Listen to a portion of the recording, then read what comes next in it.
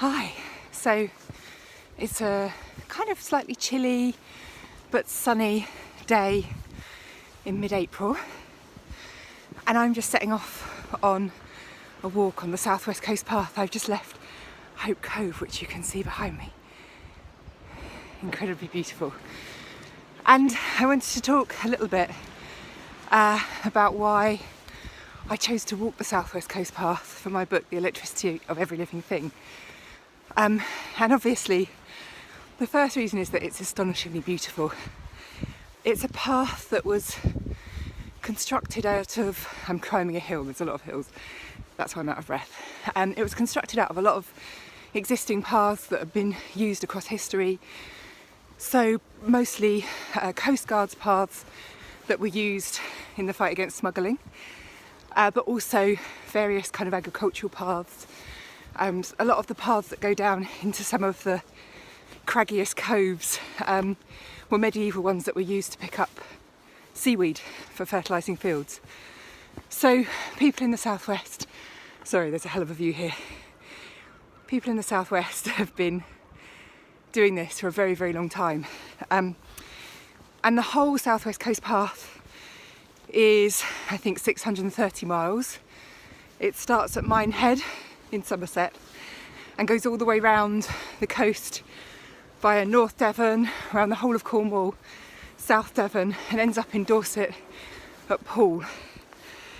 And it really does cling to the edge of this beautiful crenellated coast as far as it possibly can. It doesn't hardly ever deviate, even where it's completely illogical for it to stick to the edge of the path, it does it. And that often means climbing a massively steep cliff, going right down the other side and straight up again, which has you cursing, but also it's fantastic. It's a very wild path. There are plenty of parts of it that, if we're honest, are only accessible to fit people, and I'm at the bottom end of that rung. You see people all the time when you're on the path running past you when you're really struggling to just keep walking. Some people are very, very fit. I'm not one of those people, but I do really, really enjoy the challenge that it represents. But also, I think, the sense of entering a wilderness. It's very, very untouched. It's very unspoilt. It's beautifully managed by the Southwest Coast Path Association with minimum kind of intrusion of things like signs, but nevertheless it's a very clear waymarked path. And in addition to that, I suppose because it's so wild and isolated, you don't get things like loads of litter or big crowds of people. So it can feel very, very kind of intimate and unspoilt. Saying that, I just walked past two people and now feel really embarrassed to be walking along talking to my phone. I got the side eye.